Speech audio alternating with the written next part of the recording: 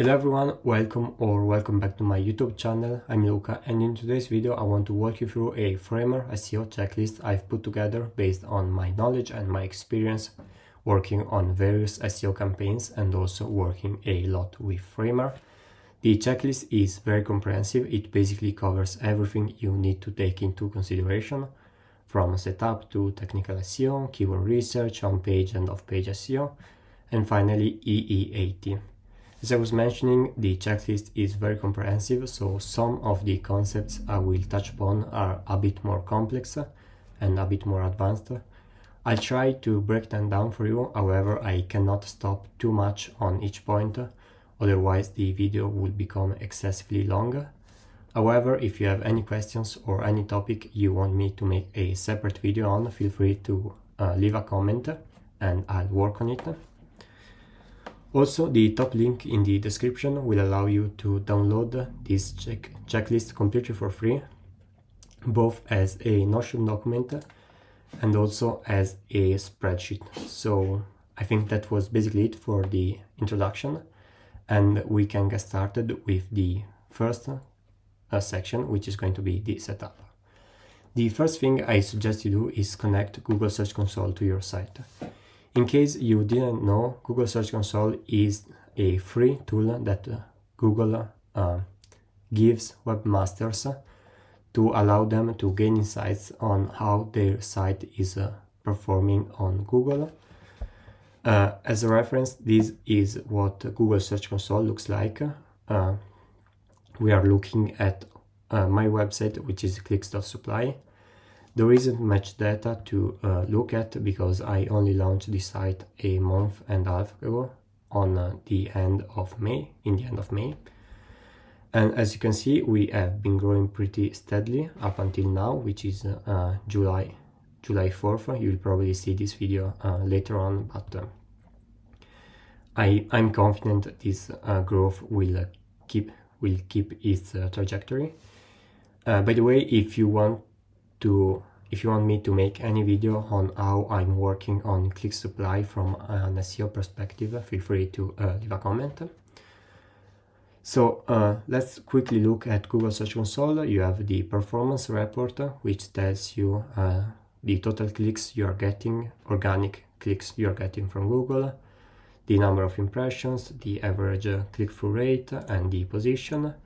You can filter based on queries, pages, countries, devices, and so on and so forth. You also have access to other reports, for example, the indexing reports, which tells you on your website how many pages are actually on Google and how many are not on Google. For example, here I have 71 web pages that are on Google and 10 that are not on Google, which is pretty good considering that some pages are either redirected or non-existent. Then, for example, we have the sitemap, where you can submit the sitemap when you create a new site.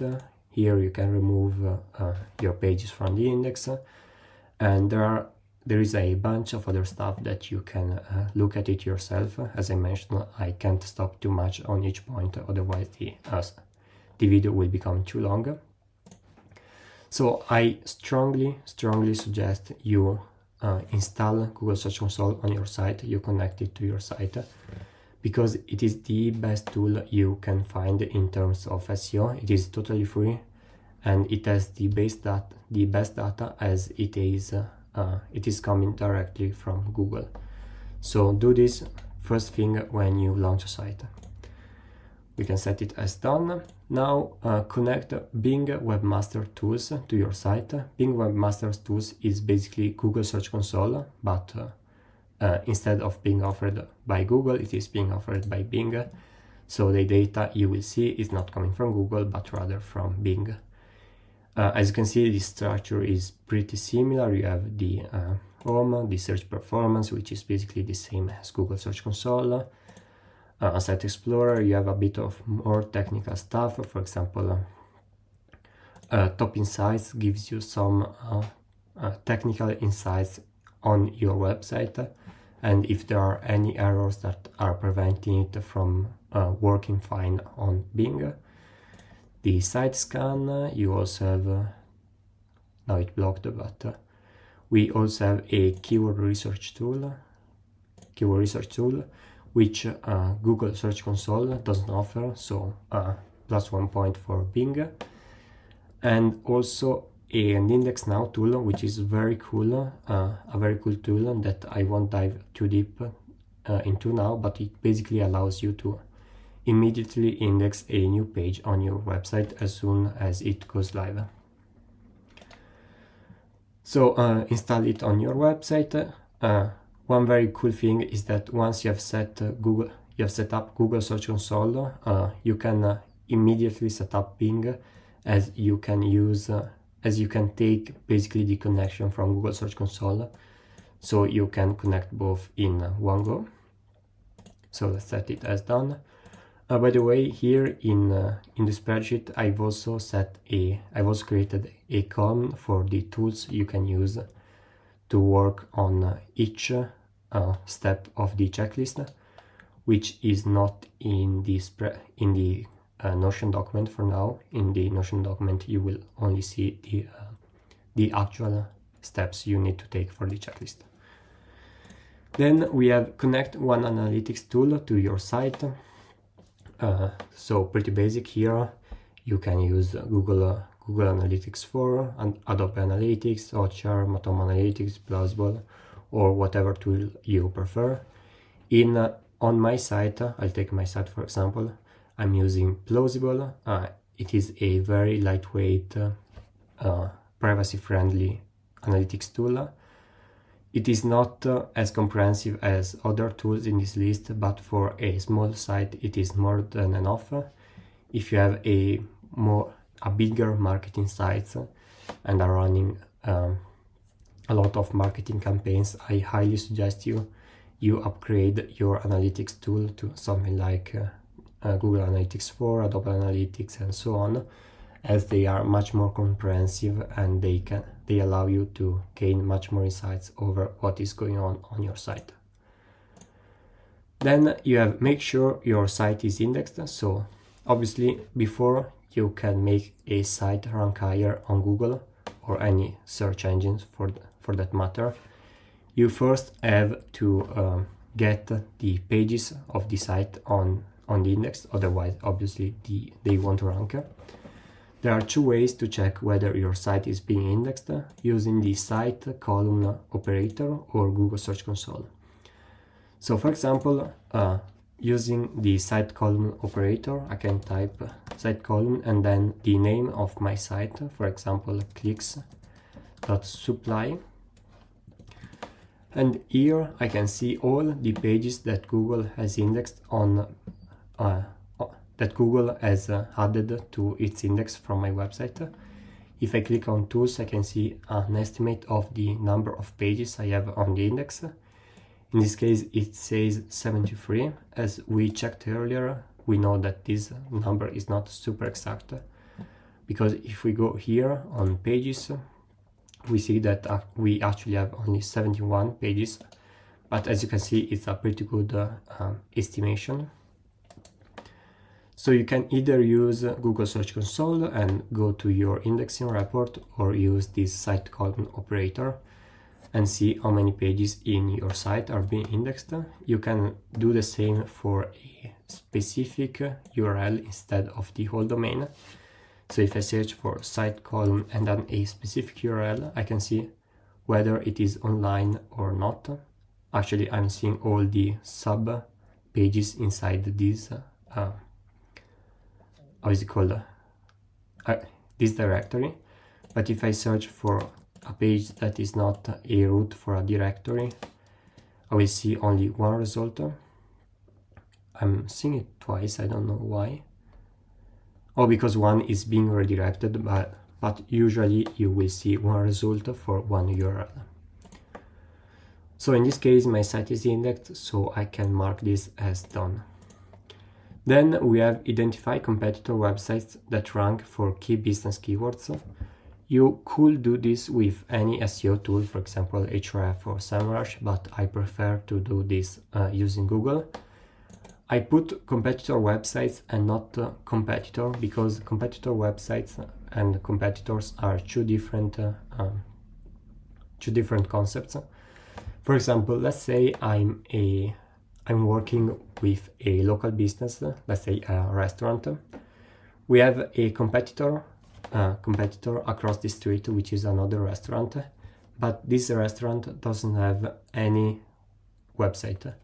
In this case, they are not competitors on Google because they have no websites, so they are not stealing positions from us, but rather are only competitors in the real life, which is important, but it's not important in terms of SEO. So in this case, you can search one of your main key business keywords and see which sites are ranking. Still taking my sites as an example, framer templates are one of the business keywords I want to rank because I sell templates on my website. And apart from the framer marketplace, I can see that some of my competitors are Flowbase, Creative Market, Built at Lightspeed, and so on, Upqueued, and Supply, Framerplate. I suggest you filter out websites based on the same category you are in. So for example, I'm an independent site which only sells its templates and not templates from other people, so I'm not a marketplace. So in this case, I will want to filter out marketplaces. So Framer is a marketplace, Creative Market is a marketplace, Framerplate is a marketplace, and so on. So once you have found you can repeat this process for all the main key business keywords you have, and then you can write them down in a, for example, spreadsheet. I use spreadsheets for basically everything when running an SEO campaign. And with this, we have covered all the basics you need to have on your site before you can actually start an SEO campaign. Now we can move on to the technical SEO part. Usually you would have a very long list of tasks to do for technical SEO. However, one thing I absolutely love about Framer is that it automatically handles a lot of technical SEO things for you. For example, it automatically generates and updates a sitemap for you. Same for the robots.txt file. It automatically sets self-referencing canonical tags and so on. Which is why this list is very short to what you will find for a normal website. Actually, if you want to learn more about technical SEO in Framer and what Framer does for you, what it doesn't, and what you can do about it, you can find a guide on my website. I will leave the remix link in the description. However, most things are covered here, the most important, so you don't need to worry too much about it. Let's start by ensuring our site is mobile friendly. This can be done either using your better judgment, or you can use a tool like Google Lighthouse. Historically, Google offered a tool to check whether your site was responsive. However, this has been deleted. Actually, it has been incorporated into Lighthouse. So if you want, you can go to inspect and run a test using Lighthouse. And if the site is not responsive, it will tell you. Otherwise, you can just check manually, and it's actually quite easy to check for mobile friendliness. So there's no actual need for a tool, in my opinion. So in my case, my site is mobile friendly, so we can set it to done. Then we have find indexing errors in Google Search Console and fix them. So usually you want as many pages on your site to be indexed as possible. However, especially for bigger sites, this is not always possible. So in general, try to have at least 80% of your site indexed, and the bigger the site is, I'm not talking about 10 pages, I'm talking about 1,000 pages of website. Then if you have if you have 20, 40, 50 pages that are not indexed, it's not a big deal. So to see the indexing status and errors for your pages, you can go to indexing, pages, and here you can find the number of pages that are indexed and not indexed. If you scroll down here, you can find the reasons why your pages are not being indexed. For example, I have save pages with redirects, which is not a problem, so no need to fix anything here. Alternate page with proper canonical tag. This is actually all good. Basically, it means that I have two pages that are equal, but one has a canonical tag. So it's all good, you don't have to worry about anything if you say this. Soft 404 basically means that we have a 404 page, but it technically returns a 200 status code. So it's not really a 404 page. This is a bit technical, but again, you don't have to worry about it.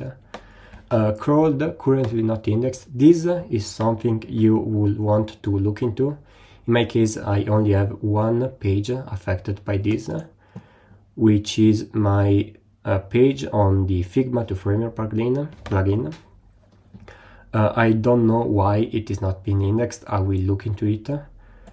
But as you can see, I only have one page that is not indexed among 71 pages, so it's very, very good. So we can mark this as done. I will look into the URL that is not being indexed later. Then ensure your site passes the Core Web Vitals assessment for most of the URLs. So the Core Web Vitals is a set of metrics used by Google, actually used by Chrome, that Google uses as well to determine how well is your site performing with real users. So if your site is fast, if it is stable, and if it is fast to respond to user input. You can check your Core Web Vitals using Google Search Console. Under the Experience tab, you can find the Core Web Vitals. And here you can see two different assessments, one for the mobile and one for the desktop URLs. As you can see, all my URLs are in the green category, so they are good. So therefore, there is basically nothing I have to do here. If there were some URLs in the need improvement or poor URLs, I would want to look into it and see what's causing the issue. Actually, I also have a guide to help you if you are struggling with your Core Web Vitals that you can find on ClickSupply. Let me add it here so you can check it out if you need. So speed optimization, this one. I will add it here if you need help. Awesome. For now, I can set it as done. If you don't have access to your Core Web Vitals, by the way, it's because Google doesn't have enough data to work on an assessment. In this case, I wouldn't want to worry about lab metrics, for example, using page speed insights. I suggest waiting for the Core Web Vitals report to be available, and then only if you see poor or need improvement URLs, I would want to work into trying to make the site faster. Then we have add at least one internal link to each page. So this is related to how Google finds new pages. Basically, when Google is crawling your website, crawlers, so the robots, quote-unquote robots, that scan your website use links to find new pages, and if a page doesn't have any link, it will not be discovered. Technically, each page on your Framer website is discovered because they are all on the sitemap, but still you want to have internal links to them. You can check if you have a problem with this using the links section on your Google Search Console account. Here, if you go to the top linked pages here in the internal links, you can see you can order them from the most number of links, but also from the least number of links. And as you can see, every page I have has at least 2 internal links, which is still quite low. For The more important a page is, the more internal links you want it to have, so keep this in mind. Also, you can check using a tool like Screaming Frog, which is completely free for websites that have under 500 URLs. So you can download it and run an audit, and among other things, it will also tell you the number of internal links each page has. So I have at least one internal link to each page, so I can set it as done. Then we have add structured data to key pages. If you didn't know, structured data is what allows your page to be displayed using featured snippets. For example, if I search for pancakes recipe, this is structured data, so having a schema markup or structured data on your website allows Google to pick it up this way and show it in an enhanced version. If you didn't have it, you will see, for example, this result, but without the ratings, without the votes, without the time, without the breadcrumb navigation, and without the image, so a plain result which is not very appealing to users.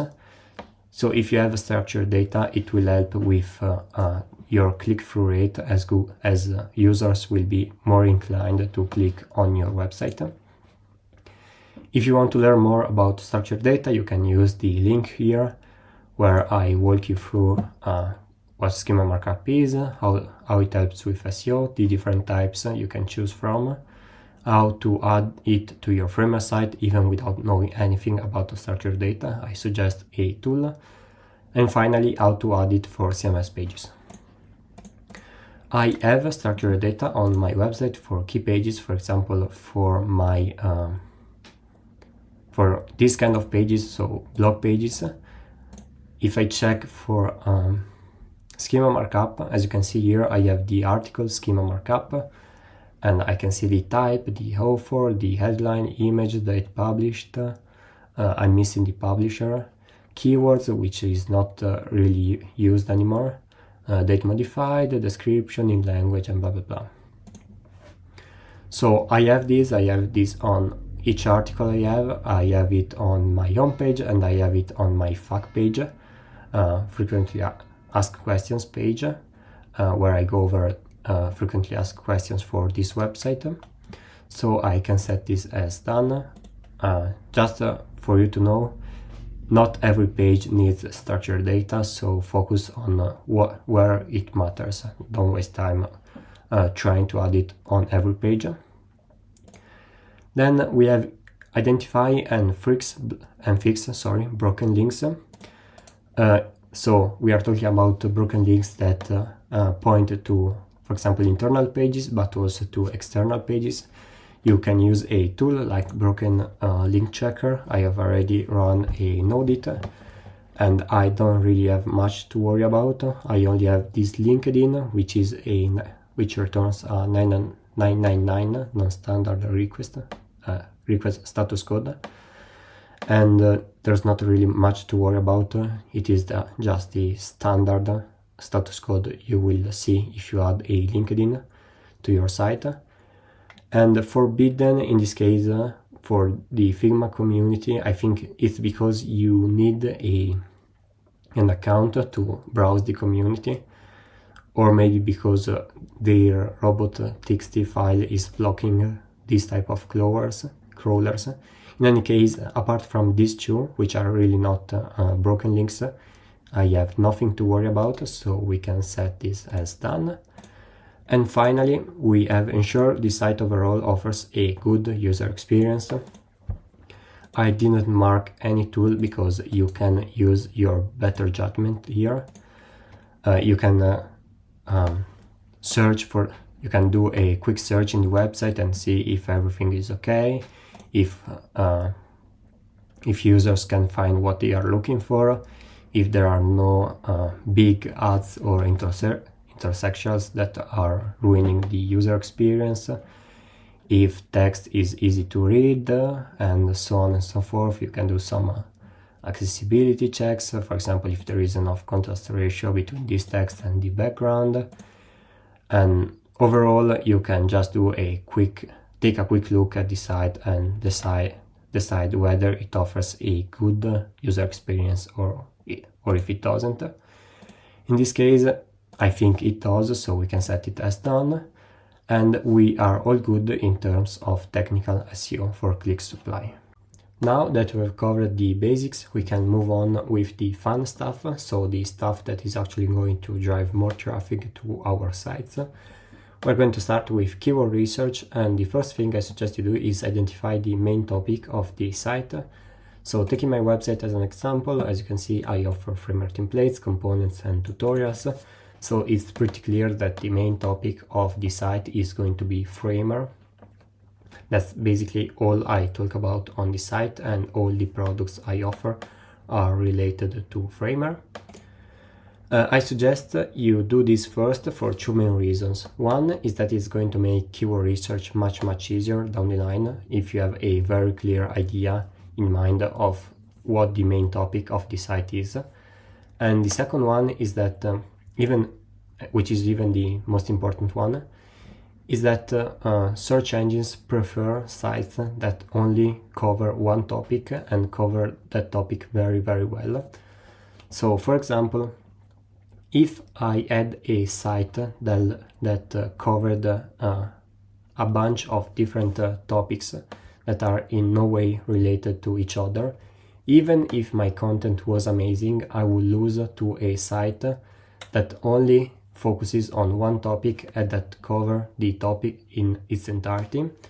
That's because search engines are no longer looking for pages for keywords, but rather are trying to associate web sources, so websites, for topics. So if your site covers the topic well and it covers it in its entirety, then search engines will trust you in sending you traffic for people looking for that topic, because they know they will find the answer on your site. So I'm doing this, I'm only covering Framer right now, so we can mark this as done. Then we have study competitors and find content gaps. So the same competitors you identified earlier, you can take them and find what keywords they are targeting that you are not. For example, let's take my website. If all my competitors targeted, I don't know, Framer forms, and I had no page on my website that talked about Framer forms, I will want to create a page on that keyword so that we fill the gap between us and our competitors. Now, this is not a universal rule. Just because your competitors are targeting a keyword doesn't mean that you necessarily have to. So for example, maybe they offer a service that you don't offer. Maybe they sell a product that you don't sell. Maybe they are targeting keywords that are not too relevant to what you do in terms of business with your site. So it doesn't really make sense to target those keywords. So this is a good indication that you should, the content gaps is a good starting point, but don't take it as a universal rule. Always use some criteria to judge whether or not you should cover the keyword. You can do this manually. I don't suggest you do it manually unless you are working on a personal project and you know both the industry and your competitors inside out. Otherwise, I suggest use an SEO tool, for example, Ahrefs, SEMrush, Moz. I know for a fact that Ahrefs has a very good content gaps tool because I've used it in the past. So in this case, I suggest use a tool like Ahrefs, even though it's a bit expensive. So if it's outside of the budget, because I think the cheapest plan is $120, then maybe you want to do it manually, or maybe using some cheaper tool that you can find online. So you don't really need the suite just to have the content gaps. So so make your choice whether or not it's worth the money. Now we can mark this as done. Then we have create a complete list of raw keywords that you may target. So you want to first create a very long list of keywords that may be a good fit for your site, and then you want to apply some criteria to decide whether or not they are worth the effort. But first you want to create this raw list. To do this, you can use any SEO tool like the ones I mentioned. They are all very good. They all provide very good tools in terms of keyword research. In my case, I've used a tool called clicks.so, and it's a tool I suggest for beginners or people working on a personal project. I don't suggest you use this tool if you are more advanced or if you are working with clients. But if you are just starting out and want to see if SEO is a good service that you want to offer, or you are working on a personal site and you want to grow it in terms of SEO, then it's a really good tool, and it's also inexpensive. I think it's $25 per month. I will leave the link in the description below if you want to check it out. I'm gonna be honest with you, it is an affiliate link, but I truly believe it's a good tool for beginners. If you don't believe me, you can just search for the site online and not use my affiliate links, but if you do, thanks in advance. So I've extracted 200 keywords from the tool. I used Webflow in this example and not Framer, because Framer also means the job, you know, Framer as a job. So when you do keyword research for Framer, you have to do a lot of filtering to indeed filter out all the keywords that are not related to the website builder, but rather to the job. I used Webflow in this example just to not cause more confusion. And as you can see here, we have a very long list, though it can be longer. If you have access to more than one tool, you can use more tools. Also, you will see using clicks.so that these are just the keywords I search for, but there's also a tab for relevant keywords that are not exactly the same as I searched, but they are very relevant, so you can take them as well. Otherwise, you can also use Answer the Public, which offers a free trial. I'm on the free trial actually. And here I'm searching for Webflow, and as you can see, they come up with a lot of possible keywords that you may want to target. These are based on what users are searching for using Google. So for example, can you use Webflow for free? Is Webflow worth it? Does Webflow cost money? And so on. And they are also organized in all the different sentence structures. So for example, here we have Webflow is down, is hard, is free. You have the versus, so Webflow versus Figma, Framer, Wix, Squarespace, and so on and so forth. So you can take all of them, place them in your file. If you can use a tool, a SEO tool, you can also search for their search demand and their difficulty. I think I haven't used Answer the Public in a while, but I think they also provide the search volume, so you don't really need exactly. Here you have the search volume, so you don't really need to use any other tool. So to compile this list, you can use your knowledge about the industry. You can use an SEO tool.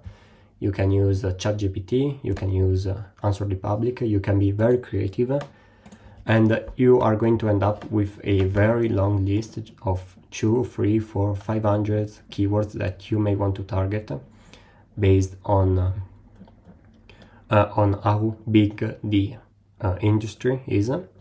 And then you are obviously not going to target all the keywords you have here, but you want to prioritize them, and this is the next step I suggest you do. So evaluate the list of keywords based on first of all, priority. So if it aligns with the business goal and there's a high chance that the visitors will convert to customers, then this is the first type of keywords that you want to target. So for example, if I was a plumber, let's say plumber New York, let's search for the first organic result, sorry.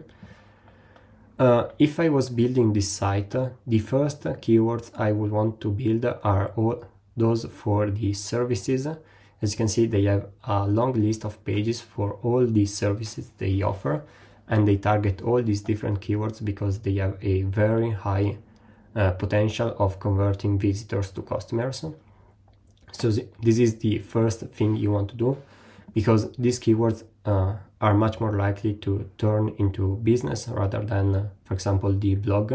Even though the blog is very useful, I'm going to you want a blog if you want to rank for a lot of keywords. Then relevance to the main topic of the site. So if the keyword is not really too relevant to the main topic of the site, then maybe you don't want to target it.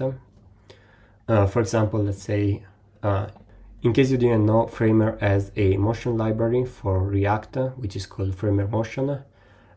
Even though Framer Motion is a keyword that is related to Framer, it is not too it's not too relevant to what I have on my site, and it's also not high priority because people who are looking to custom code their sites using React are probably not looking for what I have to offer. Then you want to prioritize based on monthly traffic, difficulty. Here I'm saying that you should start with keywords that have very low difficulty, and therefore they will also have a low monthly traffic. That's because initially, especially if your site is new, you will have a very hard time ranking for difficult keywords. So it's better to start from the easy one, and once you start to build that trust from search engines to your site, once Google starts to trust your site, you can then start to target higher difficulty, higher monthly traffic visitors keywords. So we can mark this as done. And finally, we have organized your content into silos or clusters. This is a bit of an advanced topic, but let's try to break it down quite easily. Basically, the main idea, I created a simple diagram. The main idea is that you have a subtopic within your website that you want to cover. For example, let's say that I want to talk about the Framer CMS. The Framer CMS is quite a big topic because it also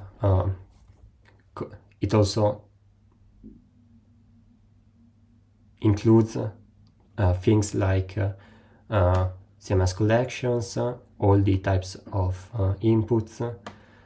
Then you have filtering, you have how to create the load more button, you have limits, offsets, and all these things. So the topic is quite broad, and you will have a hard time trying to create a page that covers everything in detail. So what you want to do is create a pillar page to target the broad keyword that defines the topic. In this example, this is going to be the Framer CMS. And here you want to target you want to basically touch upon all the most important subtopics, but you don't want to go into detail. Rather, you are going to create specific pages for the subtopic within the main topic. So for example, I could create one for CMS filters, one for CMS load more, and one for CMS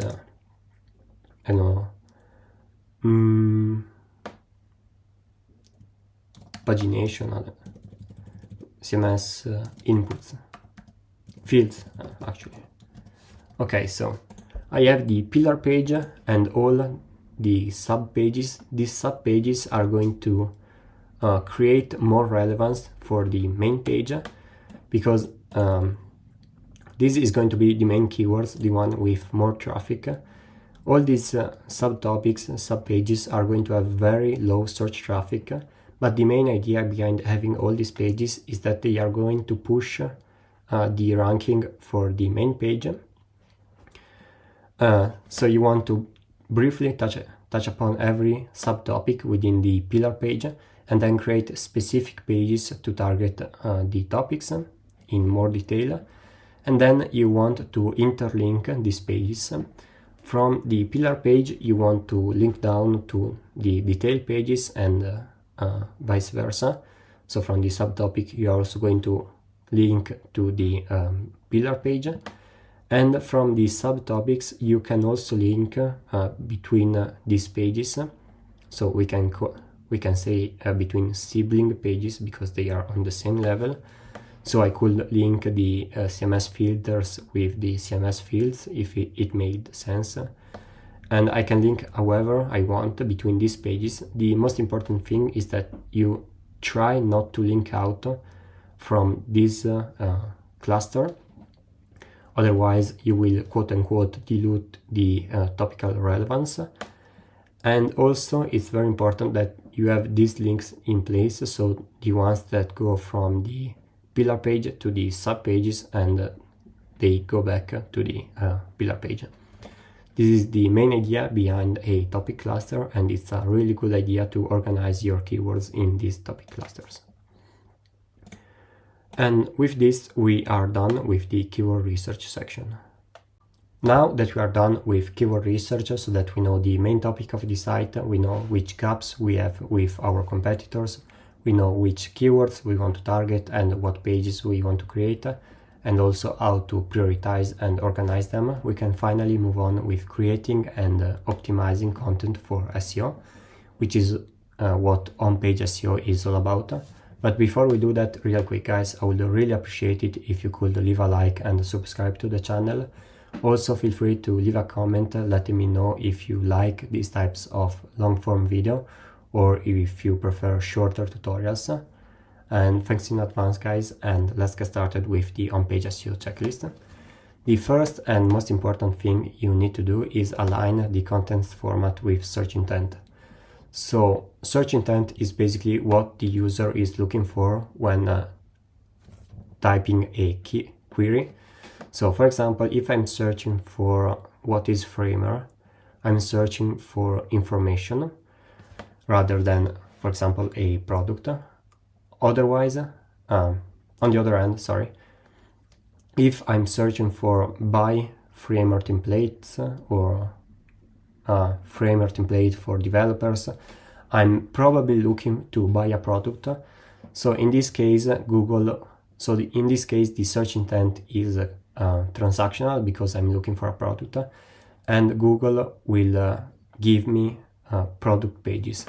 This is extremely important to understand because you will never rank a page which doesn't match the search intent.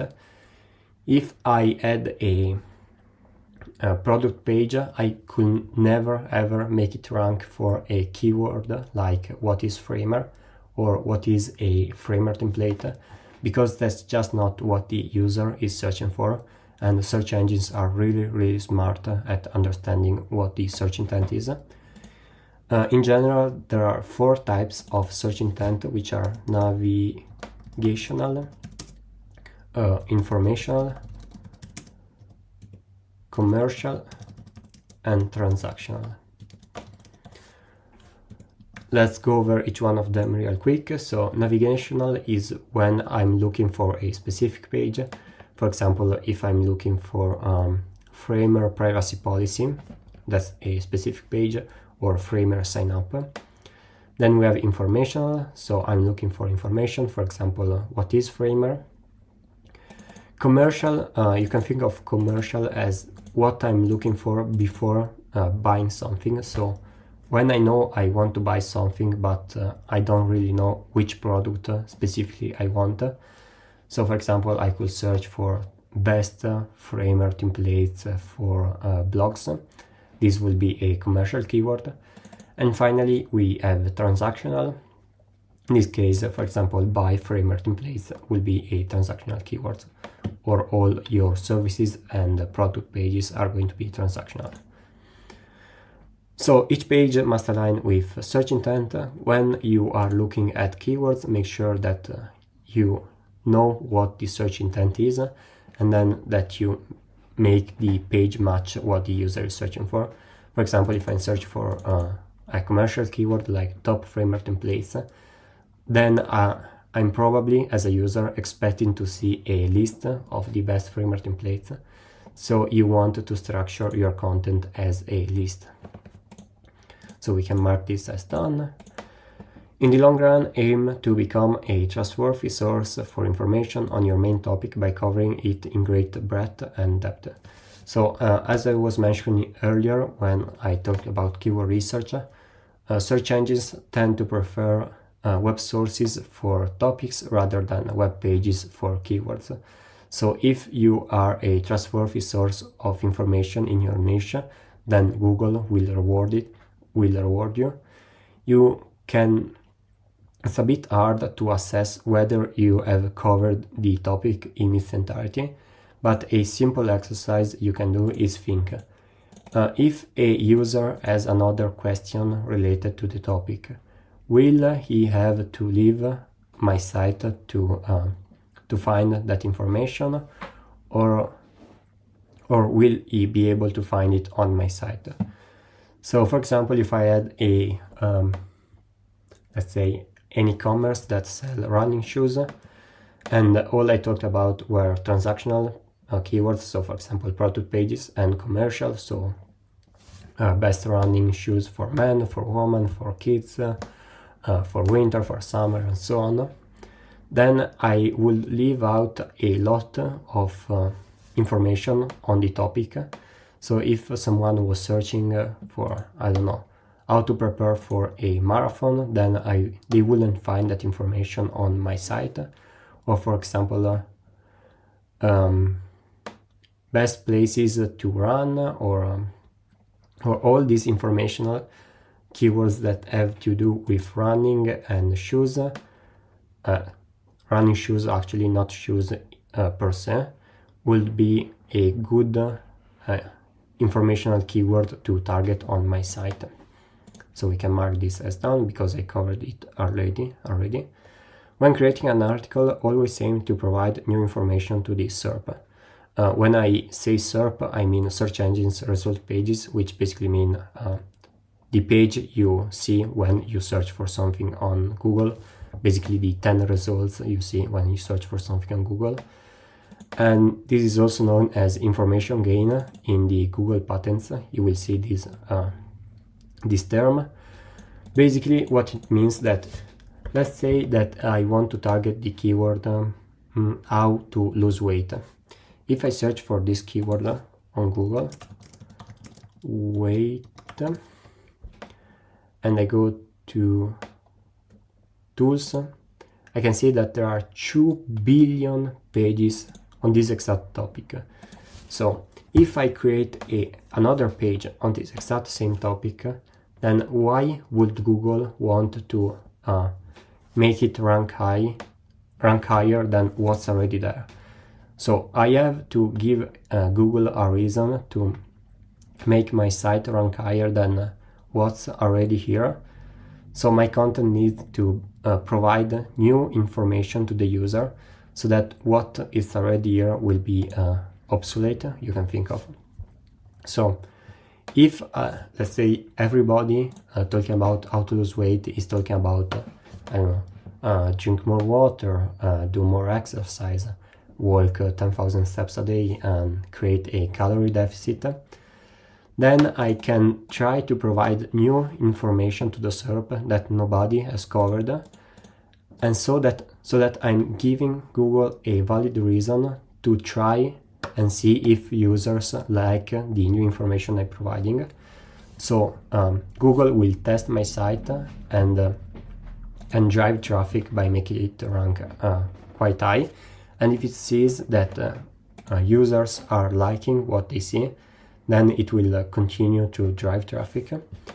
So using our example, I could talk about, I don't know, I'm not an expert, but about hormones. I could talk about insulin sensitivity. I could talk about meal timing, fasting, ketosis, all these things that are related to weight loss that maybe a lot of people are not covering because they just go with the common knowledge and they maybe are using AI, so they are not really going in depth of the topic, they are not really experts on the topic, so they may leave out all of these details that an expert will know.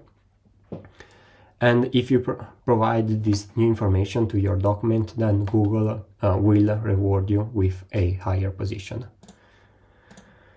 Get your content written by subject matter experts, especially if operating in your money or your life niche.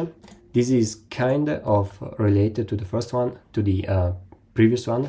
So if you get your content written by an expert in the field, then it will naturally use a lot of it will provide a lot of information that somebody who is not an expert in the field might not know about.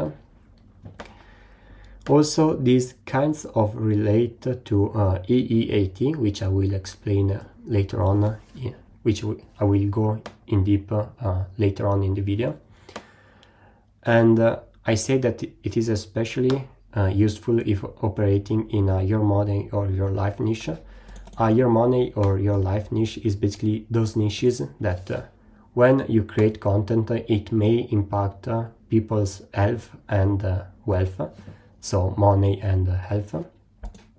So for example, if I am in the health niche, then Google wants to rewards articles that are written by experts, because if my article is not written by an expert, then it may contain informations that are not true and that might be dangerous for people. And the same applies to wealth. So if I'm telling you how to invest your money and I'm not an expert in investing your money, then you may lose all your money, and this is not what Google wants actually. They want to reward content written by experts.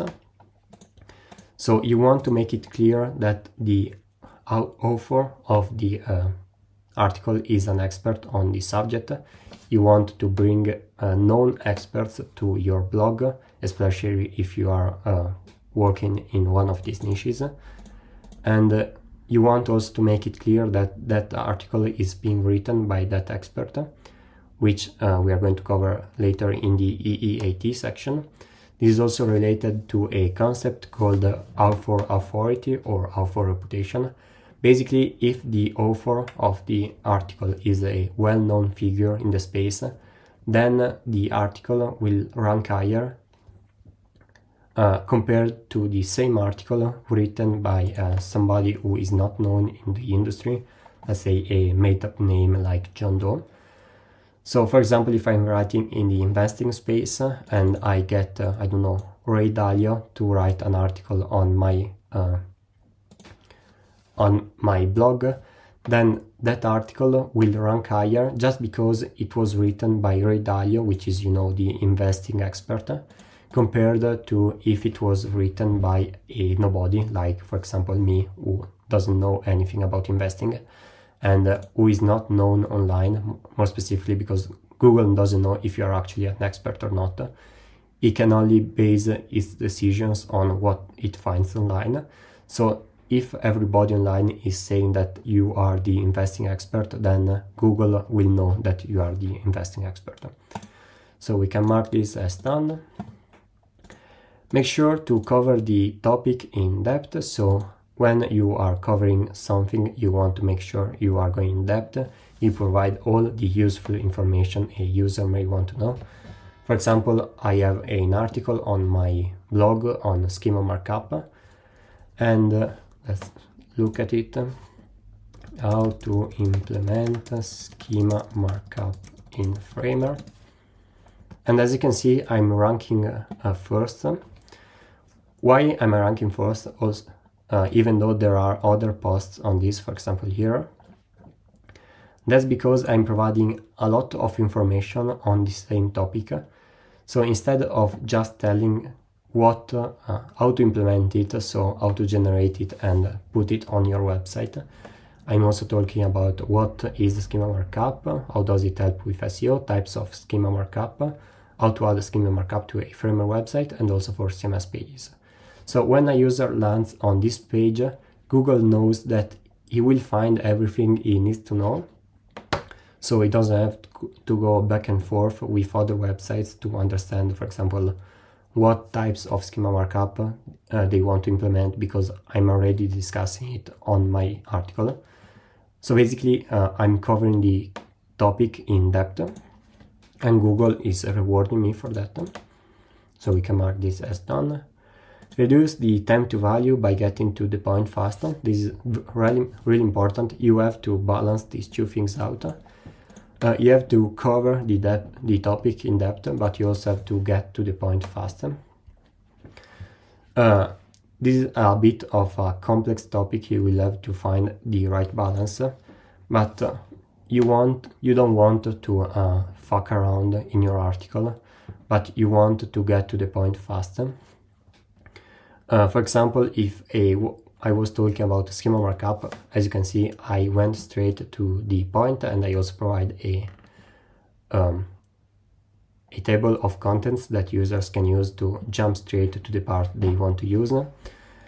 However, if I was talking about everything else, just to have more content on my page, for example, I don't know, page settings, or I was talking about, since we are using JSON LD, I was talking about what JSON is. I'm providing more content, but I'm basically distracting the user from what they are looking for. And while Google can't understand if you are getting to the point fast or if you are putting fluff in your article, it will understand it based on user behavior. So if I'm a user and I'm searching for information, and I get to your website and you don't provide me immediately with that information, then I will immediately bounce and go to another website. However, if you immediately provide value, then my search will end, and then Google will know that your content was valuable enough to answer all the questions the user had, and so that the search could end. I hope this is clear. Otherwise, let me know in the comments. Maybe I can make another video on this. So we can mark this as done for now. Use a short and descriptive URL. So you want the URL for your page to be short but descriptive of the topic. For example, on my site I have a page which discusses Framer pricing. Let's pull it up actually. Click supply, Framer pricing explained. So this is the title, Framer pricing explained, which plan is right for you. I haven't put everything here from the title to the URL, because otherwise the URL will be too long. So as you can see, the URL is short enough to be readable, and also maybe a user could type it in the search bar if he remembered it. But it's also long enough to be descriptive of the topic, so Framer pricing explained in this case. So in general, try to keep the URL between, I don't know, 3 to 5 words. Should be more than enough for a URL. I wouldn't go beyond that. So we can mark this as done. Write compelling title tags and meta descriptions. So for title tags, for example, while you want to have the main keyword in your title tag, you also want the title tag and especially the meta description to be click worthy. So a user will want to click when they see your result on search results, because click data is used by Google to determine which pages should rank higher. So if we have 2 pages and one has a better title tag and meta description that attracts users, then over time Google will have enough user data to choose that the one page that attracts more clicks is more worthy of rankings, so of traffic, and so it will rank it higher. So keep this in mind while you want the main keyword to appear in the title tag and perhaps even in the meta description, or even a secondary keyword in the meta description will suffice. You still want them to be compelling and prompt the user to click on your site. So we can mark this as done. Then we have increased readability by decreasing the reading level of the document and breaking down long paragraphs into short and easy to consume chunks. So this is both about user experience and natural language processing. Firstly, users will not read a long piece of text. That's just not how they want to read. So as you can see, I have ample spacing between each sentence, and each sentence is never longer than 3 or 4 lines. And this ensures that people can skim through my article and find what they are looking for. Otherwise, if it was all a long block of text, then it will be very hard for people to find what they are looking for, and then click data will be very bad on my site. And the same, so you want to break it down and make it also easy to understand, so that everybody can understand your content and they don't bounce off your page just because they don't understand what they are reading. Also, Google is not as smart as many think. I mean, it isn't smart, but it also prefers simple sentence structures. So for example, if I have a question as a H3, for example, in the FAQ, I have is framer free? In this case, I want the answer to be direct and with a simple sentence structure. In this case, I want to go immediately with the answer, yes or no. That's the answer to, that's what Google expects from a question like this, is framer free. It's either yes or no, and then you can give the explanation. But you want to keep sentences simple so that Google understands and prioritize your page over other that are more complex to understand, because then it may not pick up all the information as it would if your page was easy to understand. Tools you can use here are the Hemingway app to determine the reading level of your document, and Grammarly to correct grammar. I always use this for my articles, especially since English is not my first language. We can mark this as done. Link to relevant internal pages. So when you have the chance to, you want to link to other pages. I don't know if I have an internal link here. For example, here I'm talking about CMS collections, then I'm linking to my page on CMS, on the framework CMS. This is a relevant link. I only want internal links when it is relevant. This is a quick trick you can use to search for internal links ideas. Let's say I want to find internal links to point to this page, because from my technical SEO analysis, it came up that I don't have enough internal links to this page. I can search site, I can use this operator, site, column, domain, and then search for my keyword. So for example, site at column clicks supply, and I search framer pricing. That's the main keyword. And here I have all the articles that have this keyword in it. So for example, what is framer? Here I talk about framer pricing. Or for example, framer versus webflow. Here I talk about framer pricing. And here, using this trick, you can find a lot of possible internal linking opportunities, and it's really easy compared to having to read all the documents and finding where you can link to another page. So we can mark this as done. The same is valid for external pages. So if it makes sense to, you want to link to external pages, especially if they are relevant and trustworthy. So for example, if I'm talking about a statistics, then I want to cite the study I'm taking that statistic from, and so on. So try to have some external links to back up your claims when you are making one. Even if it's to competitors, don't be afraid of giving links to competitors if it makes sense. So if it makes sense to. And finally, update your content at least once every 6 months. I always do this because one, freshness is a ranking factor. So if your content is fresher, then Google will see it as better and more relevant to the user.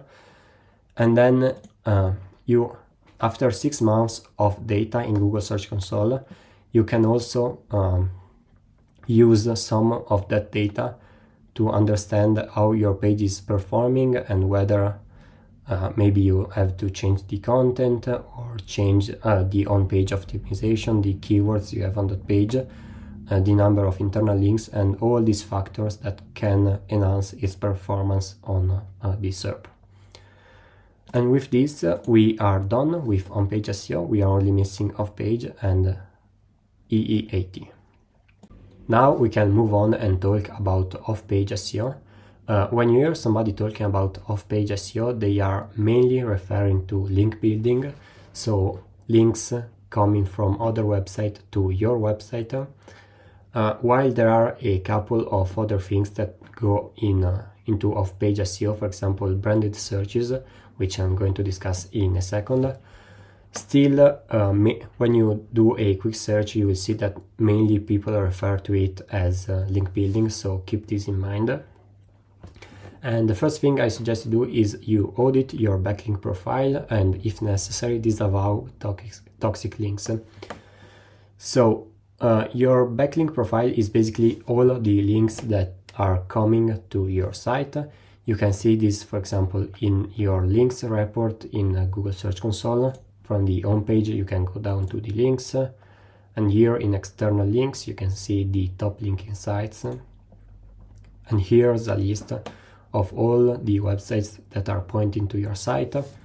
Actually, it's worth noting that this list is heavily filtered, so I suggest you cross-reference this with another SEO tool, whichever you want. Either you use Ahrefs, SEMrush, Moz, clicks.seo, the one that I mentioned a couple of minutes ago, or whatever tool you want to use, and you create a long list of all the links coming to your site. Then, if necessary, I want to highlight this because usually disavowing toxic links is not necessary. Okay, every website has toxic links. That's just how it works. As soon as you publish your website, in a couple of months, you will see that you will have at least 5 to 10 toxic links coming to your site. There's not really much you can do about this, but usually this is not a big problem because you will have the normal links that will outweigh them, and also Google is becoming very smart at understanding which links are good and which are toxic. And when they see toxic links, they do not demote your website, but rather they just ignore them. So usually this is not necessary. There are a couple of scenarios where you may want to disavow toxic links. For example, if you have received a manual penalty, so because maybe you have done some shady techniques to build links in the past, so you may want to submit a disavowing links request to this Google Search Console feature. But in general, I suggest you don't just but auditing your backlink profile is always a good idea, something that you should always do in an SEO campaign, so make sure you do this. Then build high quality links based on topic relevance, geographic relevance, site authority, spam score, link placement, and traffic. So when you go about building links, and I want to highlight building and not buying, if you do buy links, make sure you are buying them from somebody who is building them. So for example, if I go to Fiverr and they promise me 100,000 links for $50, that's buying link because they are very low quality, obviously.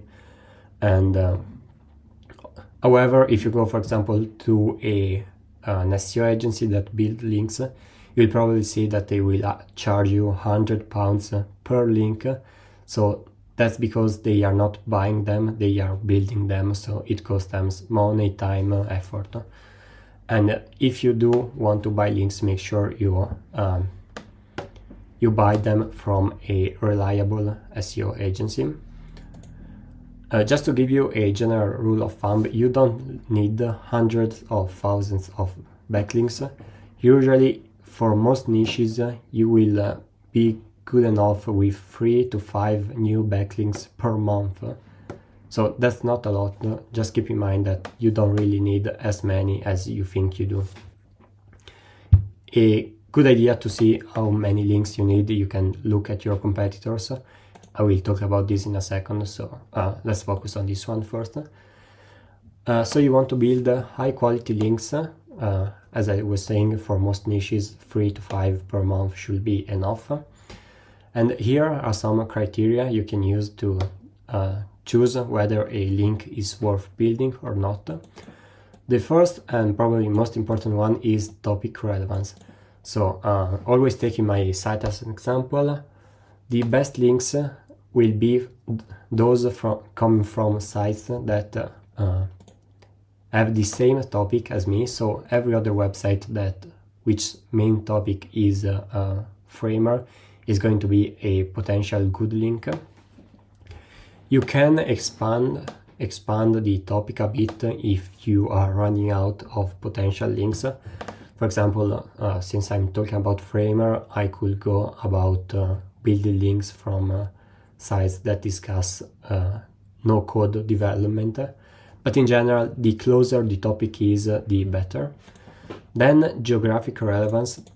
This criteria is only relevant if you are working on a website that has a physical location, so that serves customers within a geographical area. For example, if I'm working with a company that is situated in Italy and they only serve customers in Italy and their whole site is in Italian, then links coming from other Italian sites will be much more helpful and relevant than links coming from international websites. Also, same concept apply if you are working on a local business. So links coming from websites that discuss the area you are in are going to be very good links that you can build. Then you have site authority, which is the same as saying domain authority or domain rating, depending on the tool you use. Maybe you can also hear it as PageRank. In general, it's a score that an arbitrary score that third-party tools give to calculate your authority based on the number and the quality of your backlinks. In general, the higher this is going to be, the better.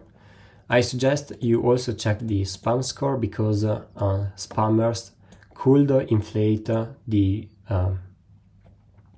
site authority using some shady tactics because they want to sell links. So if you want to build a link, also make sure that the site doesn't look spammy.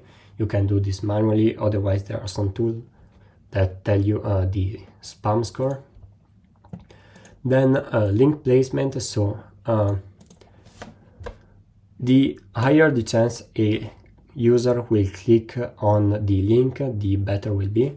So for example, if you get a link in the first sentence of an article, this is going to be amazing. However, if you get it at the end of the article, it's still going to be good, but it could be better. Also, if they plan on, if the article which is going to have a link is going to be placed on their homepage, that is going to have a lot of link juice. Otherwise, for example, if it is buried in their site structure, site architecture, then it's going to have less value. And finally, traffic. I suggest you look at traffic because, in my opinion, I mean organic traffic, because it's a good indicator, in my opinion, of how much does Google like that site. So if a site has a lot of site authority but has very low traffic, then it might be, in my opinion, a good indicator that Google doesn't like this site. So if you get a link from this site, it's not going to be as good. Also, I suggest you check traffic on not only on the month you are in, but also you check historical data, because this is gonna give you an idea of whether the site has been hit by a penalty or even an algorithm penalty. And in this case, you may want to skip this link, because if they have been penalized by an algorithm update, then that site is probably not worth building a link from. So we can mark this as done. Analyze your competitor's backlinks profile and close the gap between you and them. That's basically the same as the content gap analysis you have done for the keyword research, but this time you are going to do this with backlinks. Again, not all the backlinks that your competitors have are necessarily good or moving the needle. So I always suggest you check them against the guidelines I just gave you and see if they are good backlinks worth building or not. If you want to see the backlinks gap, you can use any SEO tool that we mentioned so far, so Ahrefs, SEMrush, mods, and so on and so forth. So you can mark this as done as well. Build the links at a natural pace, which is also referred to as link velocity. So if you go from building 0 links to building 200 links per month, this is going to seem very spammy to Google, and you will probably be hit by a manual penalty, because manual reviewers are going to review your backlink profile and they are going to notice that you are building links. Because in case you didn't know, it's not really a good idea it's kind of against Google's guidelines to build links. However, they work, so I highly suggest you do. If you don't, you are going to be smashed by your competitors that do, so make sure you do. To understand the link velocity, you can look at the data coming from your competitors and see at which pace they are building link and do an average of their velocity. Otherwise, you can follow the guidelines I gave a couple of minutes ago about building 3 to 5 backlinks per month, and that's a very safe number and you won't have to really worry about it. So you can mark this as done. Distribute your anchor text across all of the 5 main categories, which are exact match, partial match, branded, naked URL, and generic. So links are a very important ranking factor, but so are the anchor text you use on these links. The anchor text basically means the text that has the link. And there are 5 main categories. Exact match basically means that the site linking to you have used the exact keyword you want to rank for. So for example, if I have an article on my site that discusses what is Framer, which is the main keyword of the page, then a backlink with exact match anchor text is going to be what is framer. Okay. Then we have a partial match. So the partial match basically means that either there is a part of the keyword or there is a secondary keyword that is semantically related to this one. So for example, always using what is framer, a partial match could be just framer, or could be framer the new website builder, or even website builder is going to be a partial match. Then we have branded, so links that contain your brand name. So if somebody was to link to my site using a branded anchor text, this is going to be clicks.supply. Then we have the naked URL. So for example, this from Hemingway app I've put there is a naked URL. So basically the URL is the same as the link. And finally, generic, so click here, learn more, all these phrases that do not mean anything when read alone. So while exact match, partial match and branded are going to be the most beneficial one in terms of SEO, you should build all of them to make sure your backlink profile looks natural and you do not get hit by a penalty. If you have 100 links coming to your page and all of them are exact match, then you can rest assured that you will be hit by a penalty and your traffic will sink. So keep this in mind, always build anchor text that is within all the categories. And we can mark this as done. So basically you are bulletproofing yourself from penalties. Then build the majority of your links to your homepage. Again, while links coming directly to, for example, coming directly to the page are very beneficial, if you build all your links to product pages or articles, this is going to look quite spammy. So in general, you want to have at least more than half of your links coming directly to your homepage. I suggest you do even more than that. For example, I don't know, if you want to be conservative, I would stay around 80% of your links built to your homepage. While they may not have as direct of an impact as they would if they were built to the exact page you want to rank, they are still going to increase the overall site authority, domain rating, the one we talked about a couple of minutes ago. So and indirectly they are going to boost the ranking of all your pages within your domain. You can still build links to internal pages. I'm just suggesting that you keep it safe and build the majority of them to your own page. Also, building links to product pages is usually not a good idea.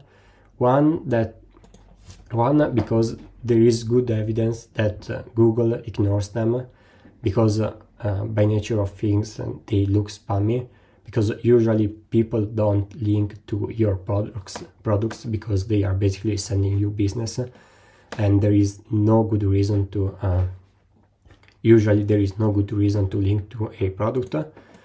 And the second reason is that it's going to be much harder to build a link to a product rather than an informational page. So for example, if I build a very comprehensive and very useful page, informational page, then people may want to link to it naturally. So it's going to be much easier to build links to an informational page, a page that actually provides value, compared to a page that is made to sell people something. And then from the page that acquires backlinks, you can then link to your internal page that is made to make you money, and you can pass the linkages you acquired. So we can mark this as done. Then this is more of a holistic task you should do. So collaborate with the marketing team to try to increase the number of branded searches. So you will see a lot of discussion online on branded searches. I truly believe that branded searches are a very important ranking factor. That's because if people are not looking for your site, usually it means that it doesn't provide much value.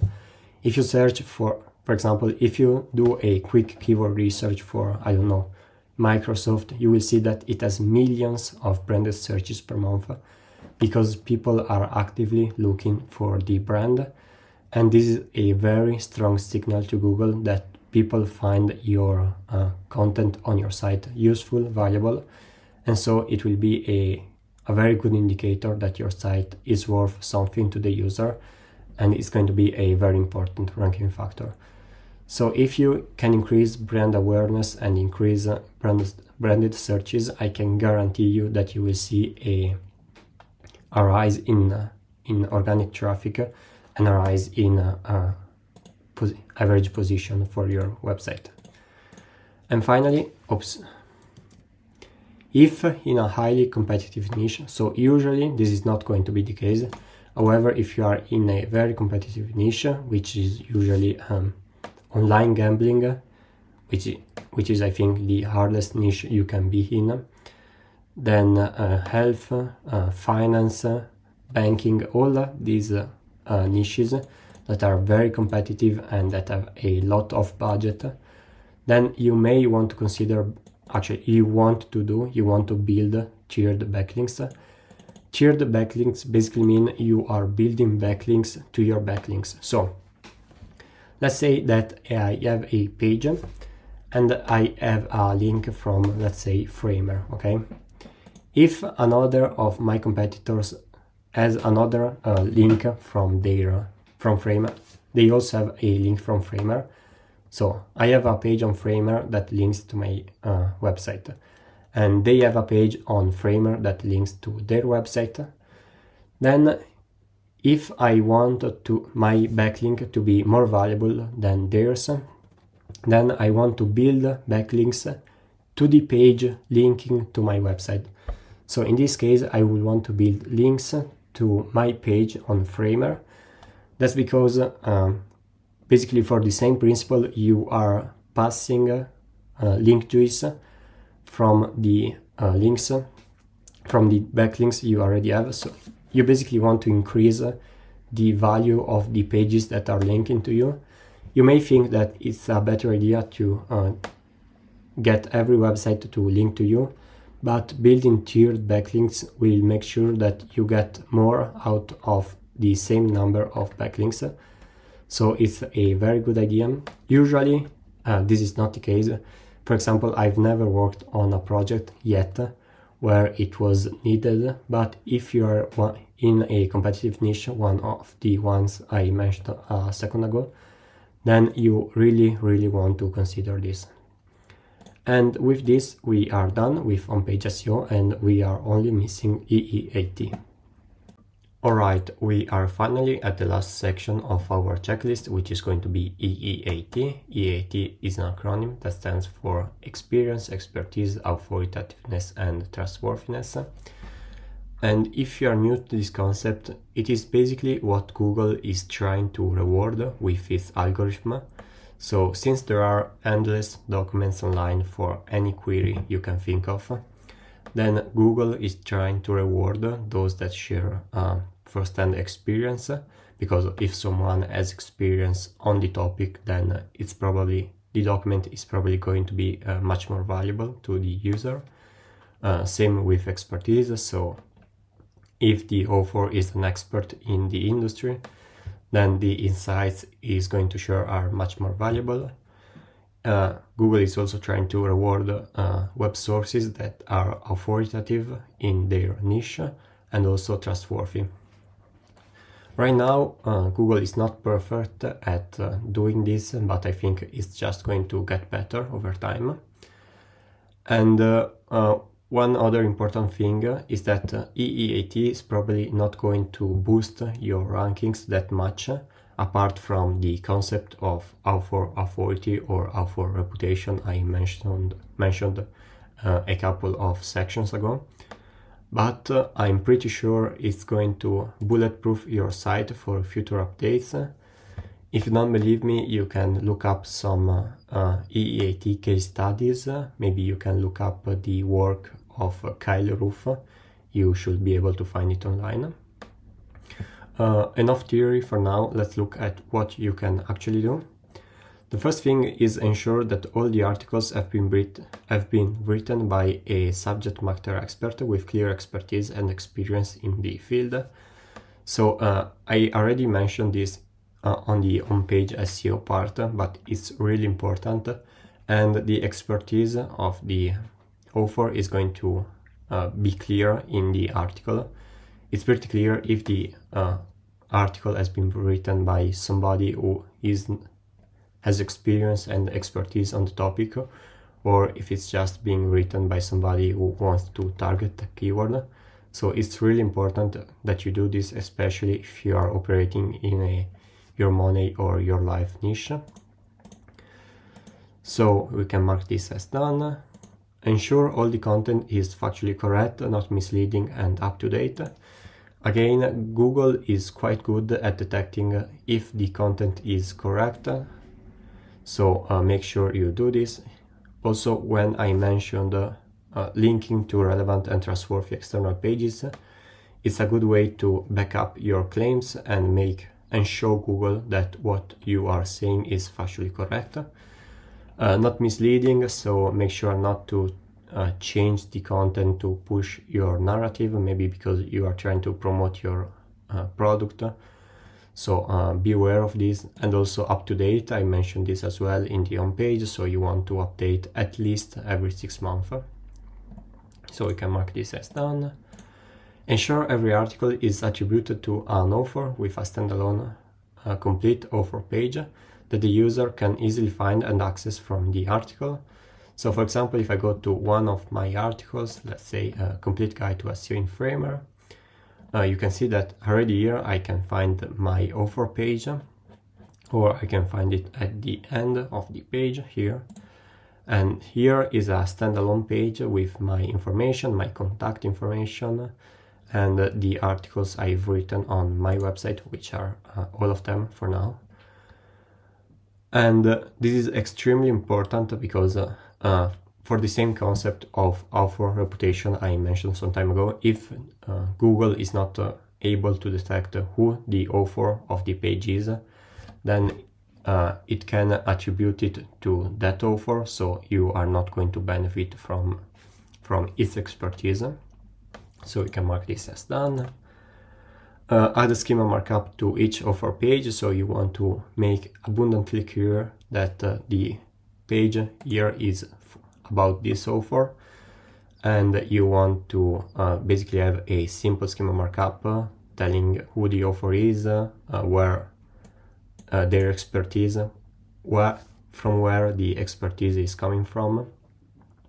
You can then link to their social media, their main account, their main website, and this is going to help Google. It's basically going to help Google make sure that the author is the same as other information it finds online, because for each name there are probably tens of people with the same name and the same last name. So you want to make sure that the name of the author here is the same that has written other articles on other websites, and that is the subject matter expert. So we can mark this as done. Clearly display the business contact information somewhere on the site. This should already be a good practice for user experience, because it shows that you are a real business, that it shows Google that people can trust you because you technically are a real business and are not maybe a scammer. So you can mark this as done. Then we have ensure that all the necessary policies are present on the site and that are easily accessible to users. So when I say policies, I mean the privacy policy, terms of service, license agreement, and affiliate disclosure. All these policies are going to build trust on your site, both from your users and Google. So we can mark this as done. Use organization schema markup on the site homepage. So if you have an organization that you want to display all the information on the homepage, however, using schema markup is going to make it even more clear to Google that you are an actual business and then you are an actual organization that exists in the real world and it's not just a website online. So it's a very good practice to have an organization schema on the homepage. And then finally, ensure the site has an About Us page. So all these pages that are good for user experience and that show that you are a real business with a real team are going to be very, very beneficial, both in terms of user experience and trust from users, but also it's going to build the EEAT on your site. We can mark this as done, and that was basically it for the SEO checklist. I hope you found it helpful. As always, feel free to leave a comment if you have any questions or any topic you will want me to cover.